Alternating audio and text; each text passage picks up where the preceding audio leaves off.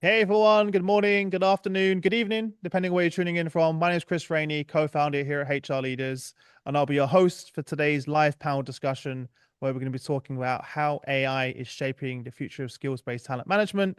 With that being said, let me introduce you to our amazing panelists. First up, we've got David Doe, who's the Vice President of Talent Strategy and Excellence at Shell. We've got Sarah Nutolo, who's the Global Head of Talent, Culture and Inclusion at Reckitt.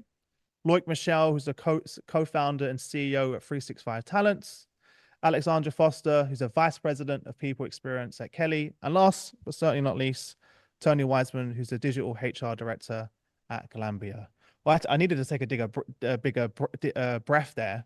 I ran out of oxygen doing those intros as well. But Alex, I said I'll pick on you first. Firstly, how are you?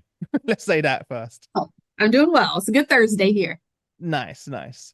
Tough question to jump in, but let's just jump straight into the deep end.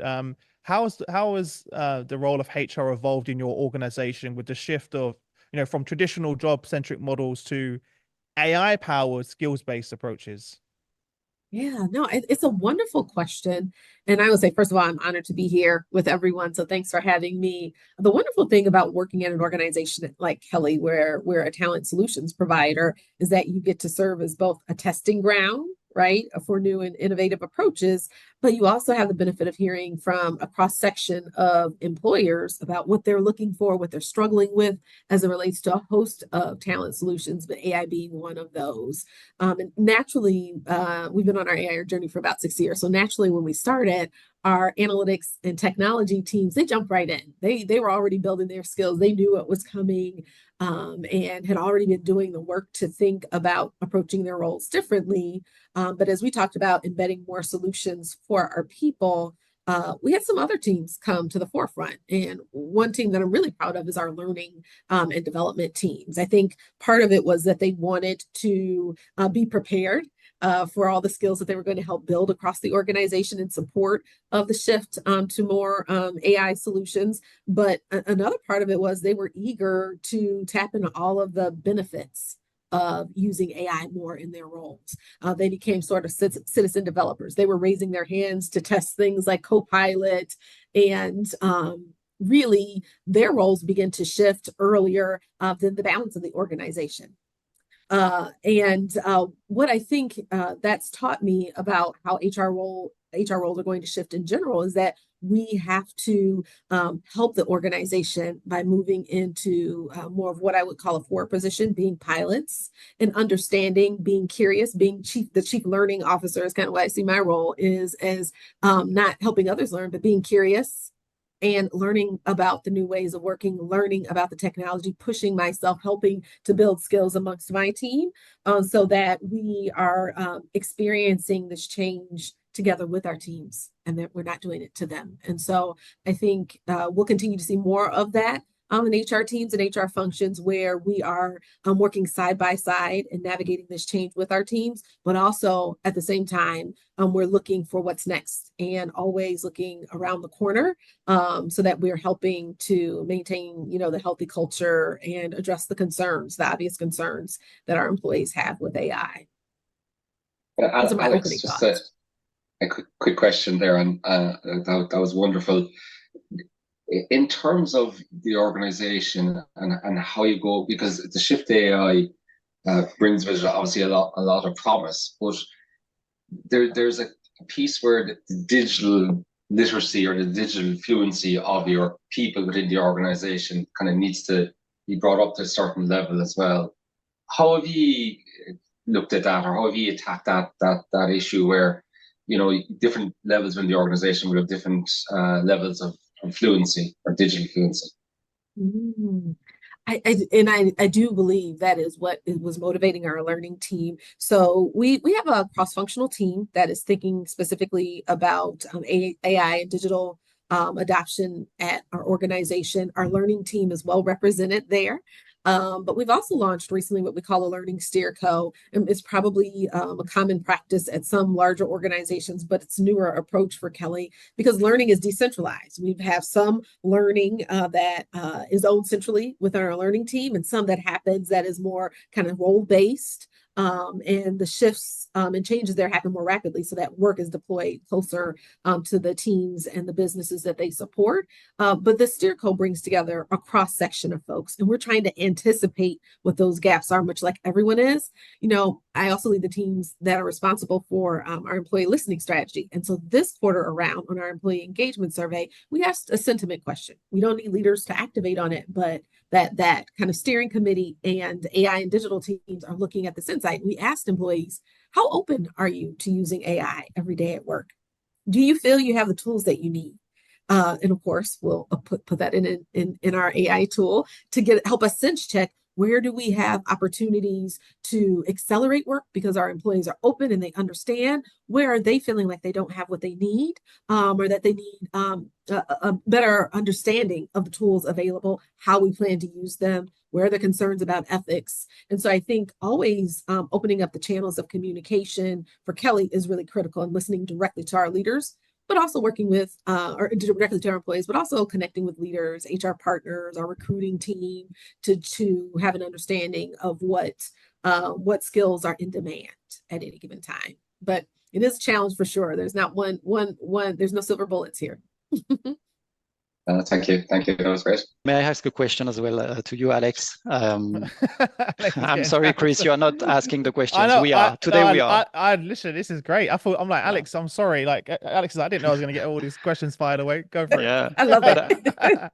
But Alex, you shared that as a talent solution provider at Kelly, you are, in the front seat, in the front row of all these transformations, and you are experimenting and testing, and you are really mature.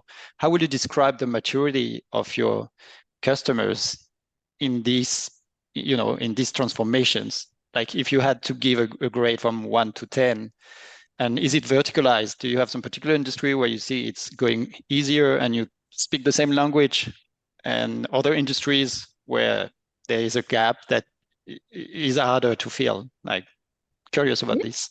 Yeah, no, it's a great question. So Kelly's been on an AI journey for about 6 years, maybe almost 7 years, with the most mature vertical being our business to service delivery model. I would say our own internal HR model is maybe a lap or two behind that, simply based on our size and our volume and where we're making investments, just like every other organization. And then we've also recently released some products, so newer but more mature, because our clients are pushing us there, where we actually have digital workers who accompany our talent on their assignments with our clients.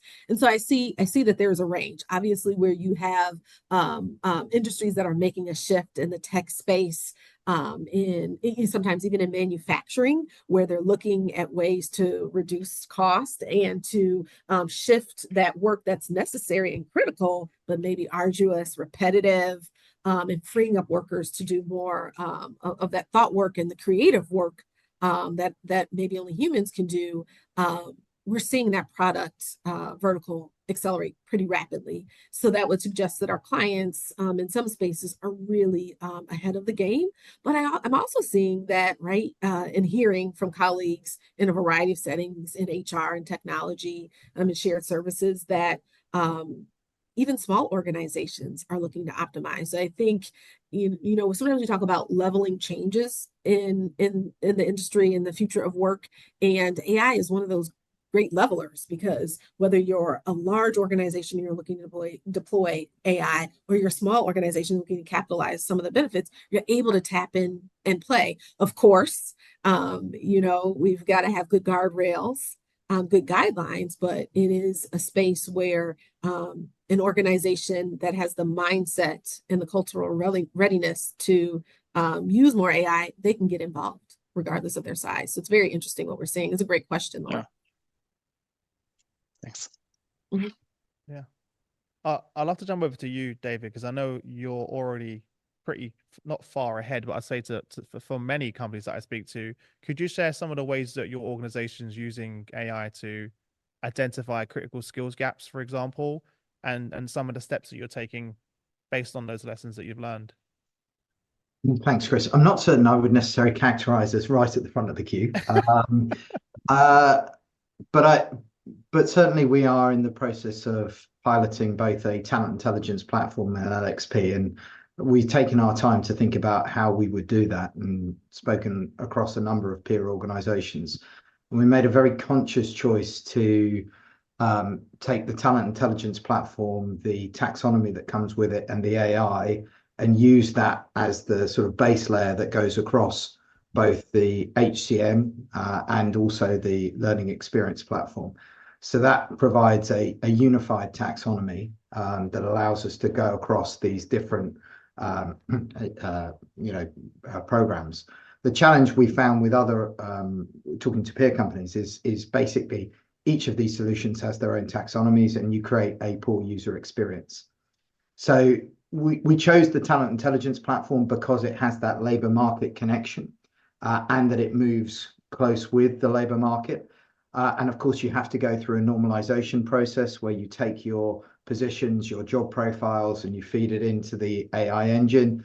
And you find that, you've got some interesting acronyms that make life difficult for the AI engine. I mean, it's like a child learning to read, except it's a child learning to read on steroids.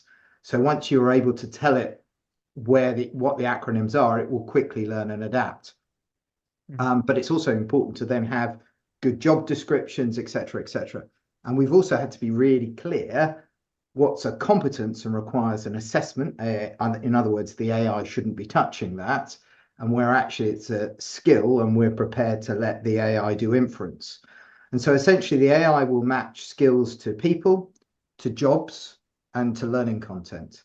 And it can infer when someone ingests their work profile, essentially the skills for that individual based on their experience, the breadth of that experience in a number of roles, and the recency of that experience. And so that's an initial inference, and the individual can then change and update that, but we can still see the lineage, in other words, what the AI has put in and what the individual has changed. And the value for that is that we, typically men tend to be more effusive in a CV than women, and indeed, people from a majority ethnic group tend to be more effusive than a minority ethnic group. So you tend to see a sort of leveling up in terms of the skills, which is great for diversity. But then for the individual, you get real personalization. So you can understand the skill gaps against your current job and against anything you aspire to do. And that can pull you across into the learning experience platform. And again, there we've made a very conscious choice to prioritize the skill gaps against the current job, because we all know that if you take a learning course, but then you don't actually apply that learning is relatively quickly lost. So for the individual, it's about uploading, it's about making it a core currency, it's about how they find jobs and anything on our internal jobs board, but it's also about their understanding of how they sit against the labor market, and then giving them access via our LXP to not only the 13,000 or so courses that we have created and curated, but the tens of thousands of courses that we have available through other providers, and then personalizing that for them, because you can imagine if you've got that number of courses, it's overwhelming. So it's about helping the individual, a bit like Netflix, to get to the solution that they're looking for, and empowering them, but being really clear from an organizational perspective. We want to prioritize learning for the job, which skills we attach to which jobs, etc., etc. So that's what we're seeking to do. The challenge is proving the technology needs to work. So we're piloting that. And once we've proved that, then we can talk about the use cases. And that's really important, because we're an industry which has, safety critical roles as well as highly commercial roles. And so discipline by discipline, or business by business, we're building out that confidence that we can adopt that approach and switch off other solutions, which the businesses have put in place over a number of years to do those type of things, often on very particularly the use cases like mentoring or some aspect of gig assessment or other things. So our aim is to create more of a unified platform. So interesting. It sounds like you are maybe, a couple laps ahead of where we are internally in terms of getting to the phase of piloting and testing out. Any early learnings there that you're finding? I think some of the challenges are, for example, if you've got an external course provider, they often don't come with course content descriptions. So then people immediately say, yes, let's use an AI tool to do a transcript to create. And the problem with that is, again, you then get a certain number of characters. it doesn't always turn up. The AI generated course content doesn't remove the responsibility of someone looking over it and saying, well, it wasn't that great to start off with, or perhaps it starts with, this is blended learning. So then you immediately get a skill associated with blended learning. So you can't immediately trust just AI tools to do this. There's a significant amount of investment, and there's a significant amount of skepticism. So this is as much, I would say, as a technology journey as it is a change journey. I mean, I talked about the difference between a skill and a competence, but going through that journey and then getting clarity there, and then making sure that you're adding certain taxonomy into the overall taxonomy. So, for example, if I was to say subsea, the AI thinks diver, but actually we're talking about well engineering. So, but actually 70% of the initial matches were accurate. So it really is about investing your time and thinking about this in a change, how you do change management. And each time you roll out, we're thinking about which personas are in scope. So if someone's, early on in career, they're often looking for a mentor. So how can we have a campaign that is associated with that category versus someone who's on an offshore rig, who's really thinking about, well, what skills do I have for the job, or how do I fit in the broader industry, and am I employable, etc. So each persona has different interests for the sort of different aspects of the functionality. And so it's not a cookie cutter approach to change management either. Those are some of the learnings I would share. Sarah, I'd love for you to jump in. I can see you've been nodding away. Sarah, I'd love to hear your thoughts. Yeah, look, I was, because of course what David said actually was sparking a number of thoughts in me. So one around, I do completely agree with him on the taxonomy, coming from skills to development to jobs, which is exactly what we're facing as well. So skills is one of the, let's say, the foundings, and the ontology is one of the founding areas of the system, but also one of its limitations, if you like. Because if you want to have a great system, you have to define skills in advance, because otherwise the AI won't recognize them, and therefore you hire for something, you develop for something, and you grow for something else. So there needs to be a consistent taxonomy there. This is number one. But the second, which I was also curious maybe to hear from my colleagues on their approach, is how do you bring it to life, and whether, in your experience, also piloting versus early adopters is the way.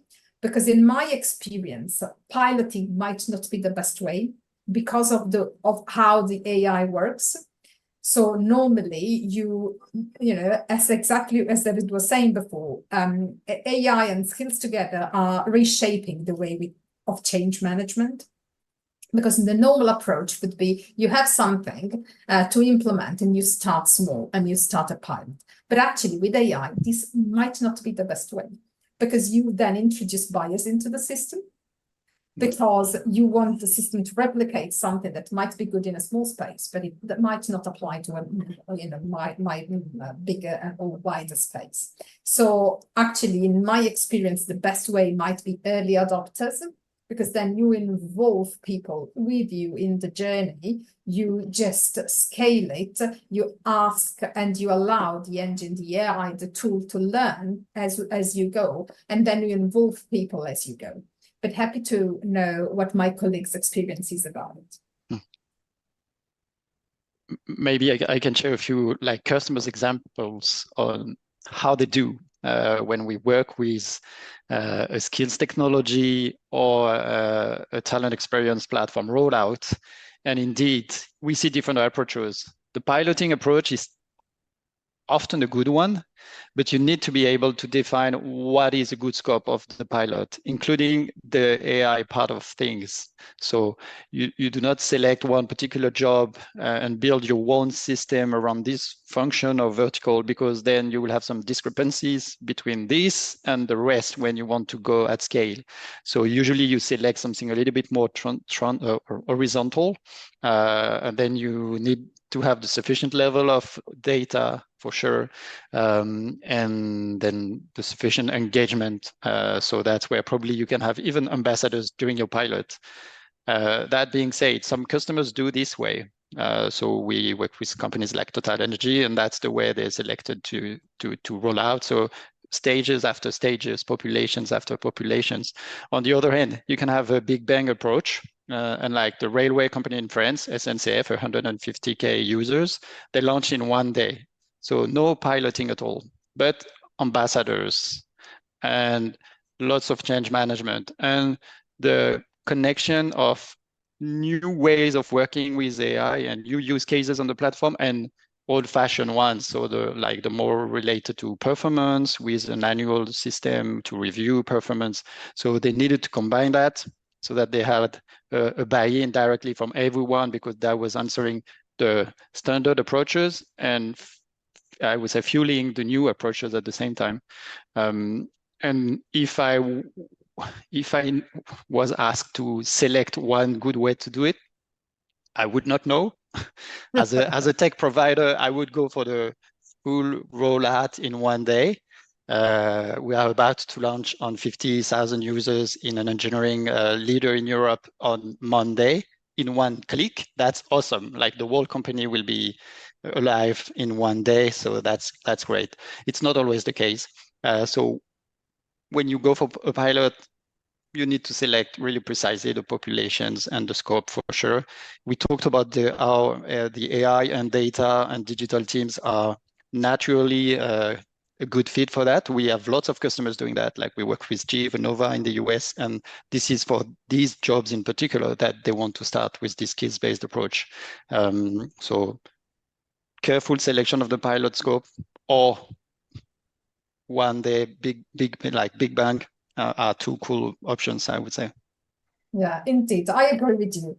I agree with you, Loïc, because also what I've learned through the process is that really implementing technologies, specifically when they are skills, which is something super new and AI related, is really not for the faint-hearted, because you have to train people, train the organization, and train the AI simultaneously, and going live with no chance of a little adjustment beforehand. Yeah. So this, I think, is also something that it's a great challenge. It might also be a bit of a limitation depending on the risk inclination of the different companies, but it's definitely an element to consider.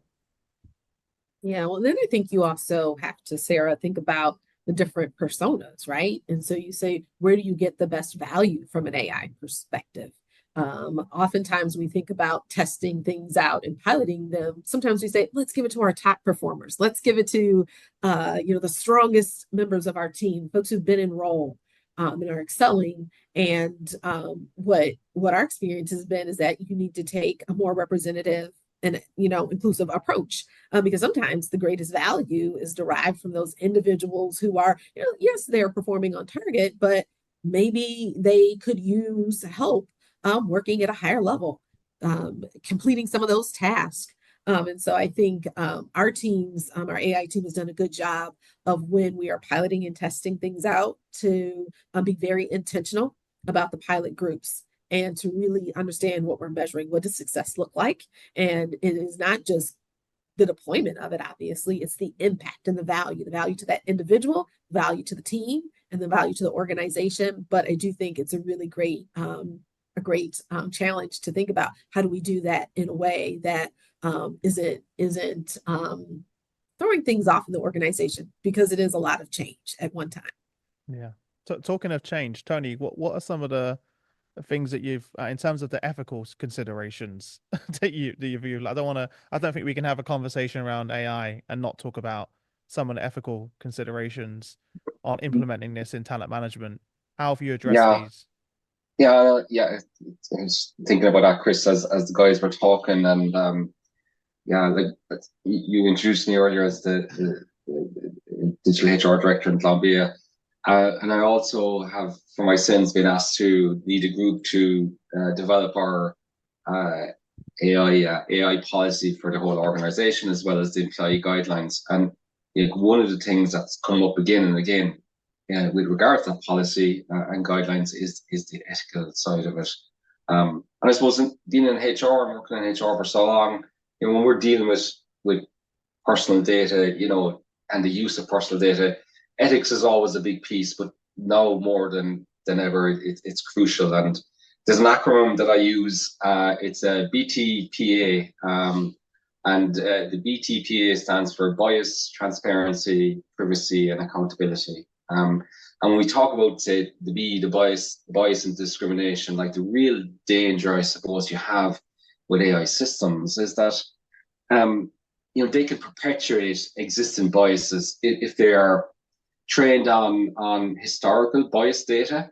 So really important that kind of when we're looking at the data that you're using diverse data sets, but also I think it's really important, and this is, I suppose, where we need to engage more with the industry, technology industry as well, is how do we audit AI algorithms, for bias?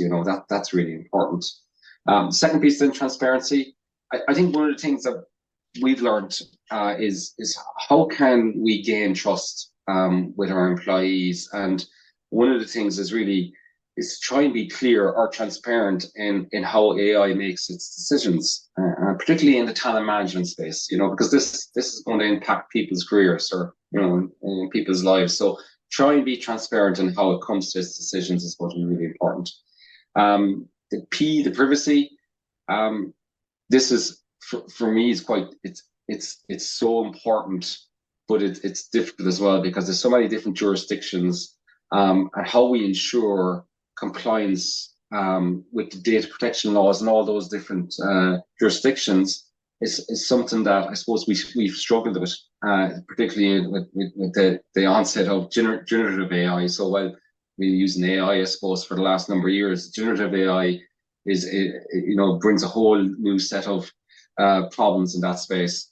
And then accountability, in terms of my BTPA, but accountability, I think the guys have mentioned this already, but it's so important that there's a human in the loop in all of this, so that if a decision, AI comes up with a decision, that someone can, review that decision, and that decision can be reversed or changed if you're not happy with it. But that accountability, that someone needs to be accountable for the decision and can't just blame AI, I think that's really, really important. So yeah, that's kind of my take on that ethical side, that BTPA, and looking at it from that perspective. Love that. I feel like everyone's having to go through a similar process Yeah. now in building that out in the organization. So from a provider standpoint, because we are providing the services and the tech and the AI, and we are responsible for the impact on the ROI, we need to be really relevant and really at the top level on all these BTPA approaches. So that takes different angles. But as a European leader in the space, we need to comply with the new regulations coming on AI. There is the AI Act in Europe, which is going to be published in a couple of weeks. Then you have applicable texts for the different areas, including HR related areas. So you need to be benchmarking, getting advice from the experts and working on that. Good news is that big organizations like the ISO are launching some new ways to approve some of the AI management systems. So there is a new ISO certification we are running at 365 Talents, which is the ISO 42001. And it's brand new, so I guess it's important to rely to this kind of organization that validate the systems, because decades ago it was all about quality management system. Then we had security management system and cyber security. You had SOC 2. Then we had GDPR for the privacy, for the P of the BTPA, and now there is AI. So it's good to see that you have some top-down approaches and frameworks you can rely on. So that's something I guess it's important to ask to a provider when you are meeting some of them. Hey, how do you comply with these regulations, and how do you translate this regulation into applicable measures into your product and into what we need to do with the product? And as a provider, do do you see yourself getting asked those questions a lot? Because I have asked questions to different providers at different times, and sometimes the answer you get back probably isn't what I'd expect. And I'm just wondering in terms of like, if someone asks you, can we audit your AI algorithms, to check for bias? How would you even go about that? What would be the approach? Is it because would you just show them that you're meeting standards, you're meeting the legislative standards? Yeah, I think there is some conviction on like the DNA of the way you are doing it, the product itself. And we talked about skills-based talent management and talent experience. I think if your system is really built around skills, then you might have some discrepancies in the way skills are detected or expressed by the people, but that's better than anything else. Like if you look in the mirror, like in the mirror and in your back with historical data, and you try to replicate, then you will replicate a bias. With the skills data, you have this common language that is the less biased possible. Maybe it's not 100% unbiased, so you need to validate that. So first, the approach, the DNA of the product, how it's built. And then you have, yes, this big concept of transparency, responsibleness, responsibility, and explainable AI. So as a provider, we just put our AI experts in front of the customers, in front of the HR, in front of the users, in front of the employees, the managers, and they do some keynotes on AI and the impact on HR and why it's doing this and not that. So that it's even training the users so that everyone is upskilling in that space. Then we have some documentations as well. So we have the AI fact sheet by 365 Talents. So it provides a lot of information as well. Gen AI is accelerating the requests from customers. And so it's really evolving. And then they say, oh, Gen AI is a new thing. How is it working now? We need to comply to this and this and this regulations internally. Can you validate that it is not that and not doing this and da-da-da? And then we just saw, even with existing customers like large banks, global banks, for example, they just said, okay, we need to stop, not the program, the project, but the implementation of these new capabilities in the product. Take a breath, take a few weeks, validate some elements, and then we'll give a go to the full implementation. And that's what happened. So just ask a little bit more work on our end, but because we have all these different answers, we are able to comply and then to reassure and then to go ahead. Yeah. Also, the pace of the change is moving so quickly that you're having to update those documents every day at the moment, right? Every few months go by, there's a new release, and there's more updates, more considerations, right? I had a question from David that popped up earlier. David, that someone asked, you obviously walked through sort of the rationale behind the change that you're going through and the technology roadmap, and someone asked, how has that changed the work that you do with your team? Has that freed you up and you and the team up to do other types of work? Has it changed the way just out of interest? So as I mentioned, we're at the stage of piloting, so we will actually only really go live in August. Oh wow, okay. There's an awful lot of work that needs to take. I mean, when you look at an organization of our size and the number of different job profiles we need to ingest, there's quite a lot of cleanup work. I mean, it's the data in and the data out. We've had to be involved in quite deep conversations on ethics, etc. In the longer term, I can absolutely see the return, the ability to understand supply demands, the ability to step away from individual conversations around job opportunities and actually make things more transparent. But the reality is this is a complex space, and so it doesn't come without upfront investment. And I was trying to be clear on that earlier. And really, ultimately to follow on from the points that have just been made, unfortunately, AI is in a position now where there was an Austrian Anglo, I think, philosopher called Michael Polanyi, who said that basically humans know more than they can tell. Well, now computers know more than they can tell.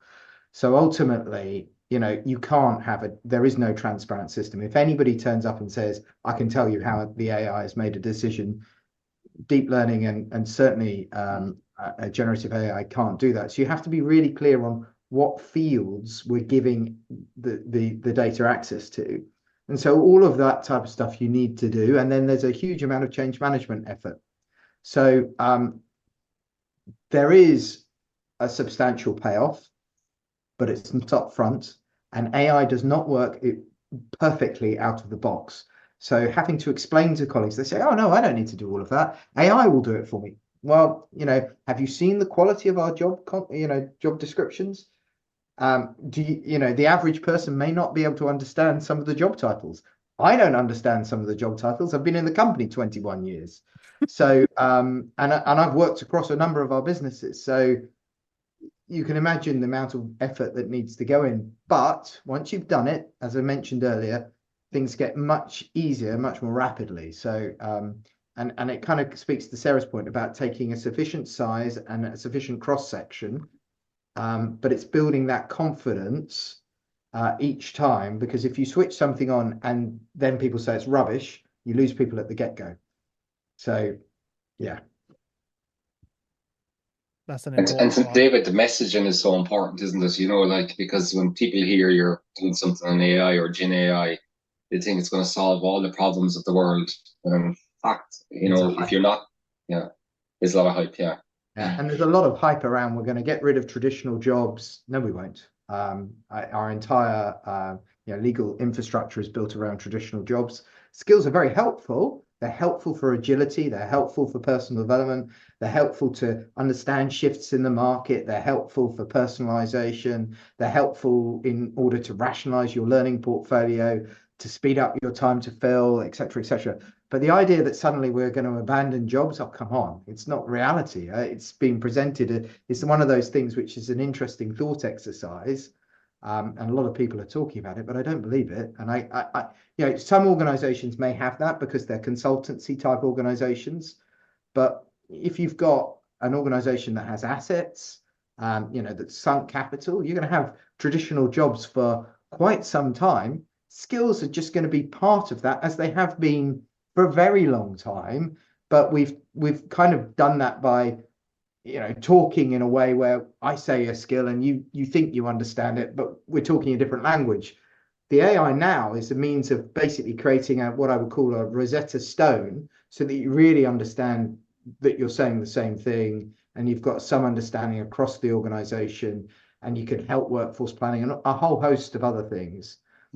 But it's not some form of nirvana that will arrive overnight, or at least that's not my belief. You just shattered everyone's dreams, David. You just tuned in. They're like they all came in thinking this is going to be I love it, and this is why it's important to have these conversations, because I see some definitely companies that are entering into this space that are not realizing all of the things that you're just sharing, that everyone's just shared right now.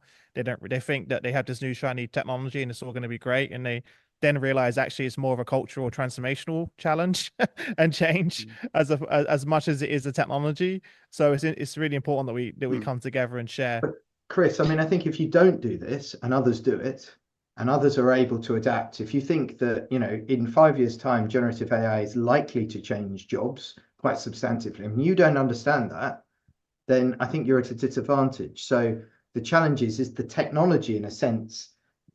When do you jump on this? How do you jump on it in a responsible way, an ethical way, in a way that fits your business, that meets your use cases?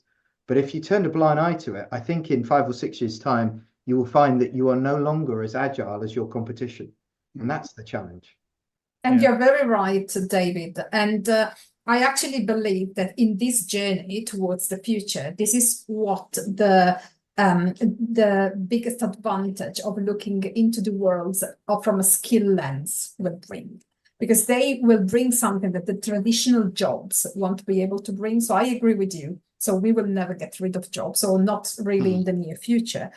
But definitely, if we look in a future where in 2034, one of the latest Deloitte research tells us the number of people 65 years old will outnumber the number of people below 18. This means that the talent shortage is a reality that happens tomorrow. So the point on skills combined with the AI will be, are they helping us to accelerate this transition, and how? And for instance, by looking into skills and skill adjacencies, are we looking into a way of bringing all of it together? And for instance, starting tearing down the traditional function definitions. We will need function in future. So for me, the question is no more, do we need jobs in future, but will we need functions in the future? And I think, you're also going to see, to your point, with generative AI, the interesting thing here is it lifts people of lower ability up to do tasks that they haven't been able to do before. So your ability to then widen your talent pool and at a time when business models are changing, when we have, the world of work has never been changing faster than it is today. And we have a challenge around meeting climate change and an aging population. So the aim of getting productivity overall up, getting more people into the workforce is something that we have to rise to. And ultimately, this is an enabler as a technology in the long term, but it's finding your way into it and how you want to use it, and not seeing this as some form of unicorn solution. It won't be. And to your point, I think, how we think about this and how it functions, at the end of the day, the aim should be to empower line managers to put this data in front of them so that they don't necessarily need very high overhead.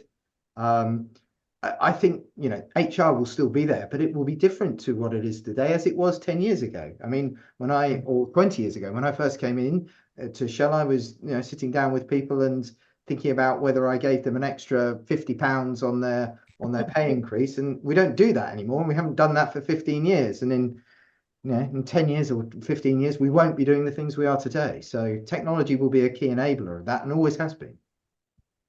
Yeah, I think the key that that we need to spend our time on is staying ready, right? Because it's ever evolving. And I think your note, David, around turning a blind eye to it only disadvantages you in the future. And so I think it is about understanding at a core, what's your perspective from an ethics standpoint, what's your cultural readiness. And you mentioned something earlier, just in what's your readiness? So you say you're ready for AI, but are your systems today, are they ready? Are they consistent? Do you understand when you have a skill in a job description? Is everybody on the same page there? So I think there's work that organizations can do now, even before they begin to scale up AI operations. So and that's it's energizing. Generative AI, knowledge management, and a whole host of other things. And and Gen AI will create other problems. Performance management. How do you track that? It's going to create ER/IR challenges that we haven't had in a long time. Change your recruitment strategy. So much will change. And I think it's about how you understand that you have the data to be able to adapt to those challenges. Yeah, David, on this one in particular, I think where technology can really help is in building the first layer, like the foundation of all these transformations. And you mentioned the Rosetta Stone, so the common language that you can create with the technology right now. I think it's really important to put that image to the maximum. So Rosetta Stone means being able to work in as many languages as you would like. So that's something I think in your global organization, it's really important to have a really clear focus on how do we make sure we have the same approach globally and we are not separating the approaches just because of the language, because we are not able in different countries and cultures, because we are using different languages to do the same thing in terms of HR. So I think that's a really precise area where an AI-driven skills technology should be able to help you.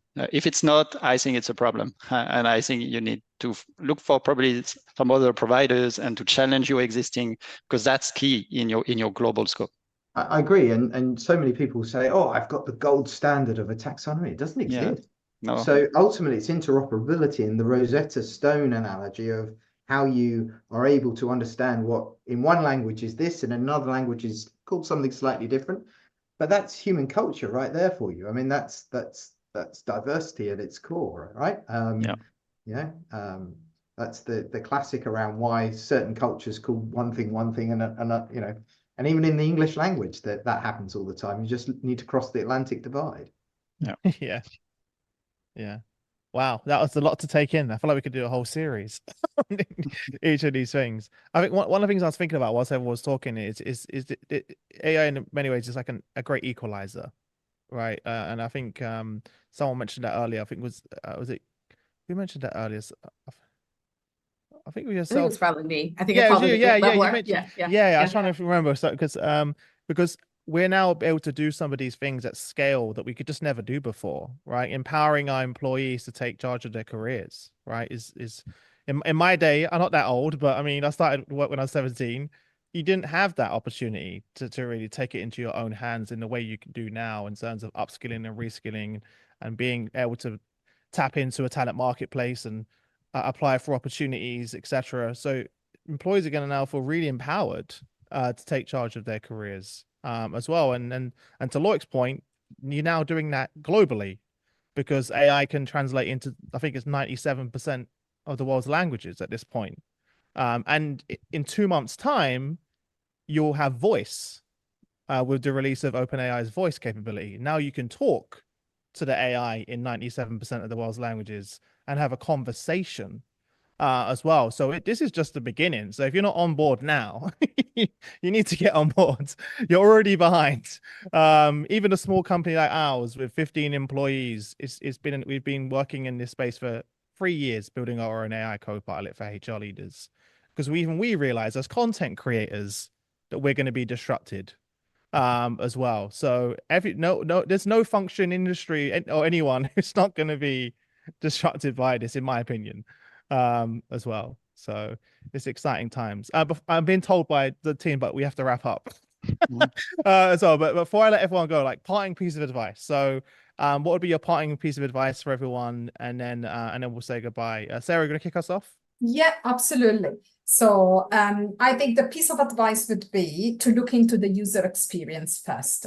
Whatever you do, let user experience be your light, because it will drive adoption, it will drive consistency, it will drive skills, and it will drive a better learning for the tool as well. So if there is one thing for you to concentrate on, let it be the user experience. Love that. Tony? Yeah, I think get started. Get started with my advice. Don't wait any longer. Don't wait for the perfect time or perfect technology. Just get started. Love it. Alex? I'd say keep humans at the center of what you're doing, right? I think delivering on that experience that Sarah shared, but also thinking about the lasting impacts of our decision with a mean for generations to come will be critical. Yeah, super important. We can't forget that part, right? Loïc? Yes, I will probably be stealing the Rosetta Stone from David. Look for your Rosetta Stone. Ask your tech providers to be able to build that Rosetta Stone. And it's not that complicated to build. So if someone is telling you that you need 6 to 12 months to get ready, that's not true, because if the product and the technology are well designed, and if the company is understanding your business and your way you do things, then it could be done in a matter of weeks.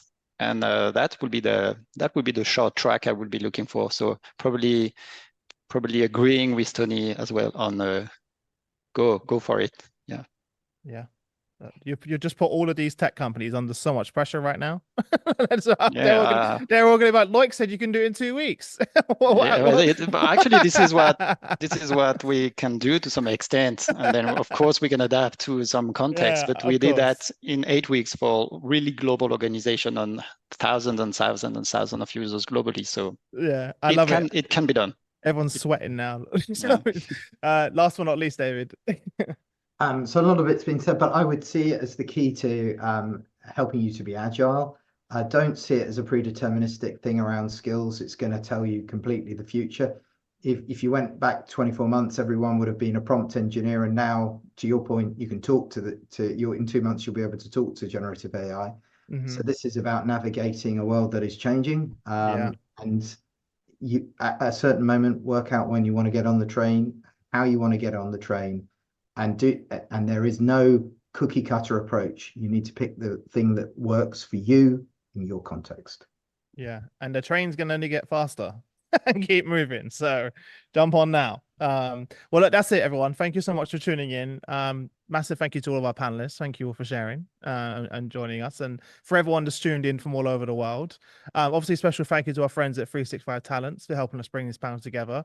Wherever you're watching right now, there's a giant button beneath the video that you're watching.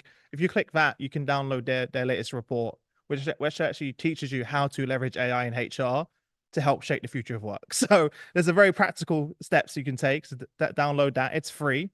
Also, as many of you know, we launched the HR Leaders Atlas Copilot a few weeks ago. So you can also download that in the chat. That's been trained on over 10,000 hours of content that we've created. Thank you again, everyone, wherever you are in the world, and I wish you all the best. See you later, everyone. Thanks. Bye-bye.